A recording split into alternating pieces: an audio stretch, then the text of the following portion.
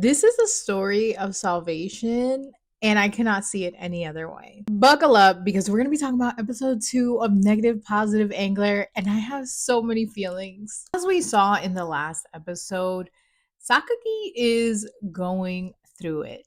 He is jobless. We just found out he's homeless and he has nowhere to go, no money. It's not really looking good for him. And don't forget, the doctor told him he basically has 2 years to live. I feel like Takaki here, the guy in the pink hair, he sees something in Sasaki and he is like seeing that even though it looks like Sasaki is just going through the motions, is very disconnected, he's kind of disassociating from his reality.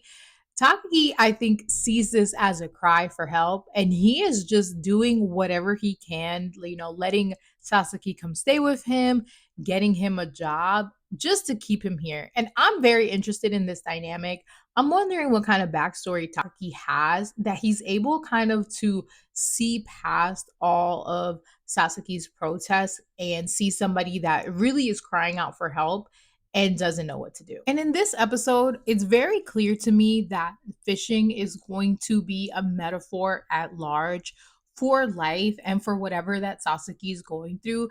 The episode gets very technical in terms and the processes of fishing, especially this fishing thing that they do here with the bamboo fishing.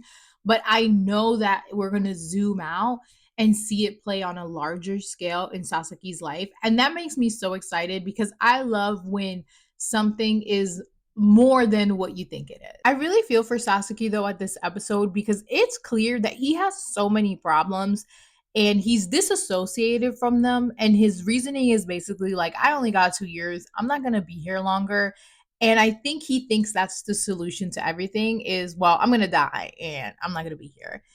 And that is sad to watch. But I also think it's very realistic of somebody who was already down in the depths and then found out, like, hey, you're not going to live longer than 2 years. He kind of sees it like the light at the end of the tunnel for all the misery that he's going through. This episode was really funny and it had a lot of charming moments, but I can't stop thinking about how sad Sasaki's life is.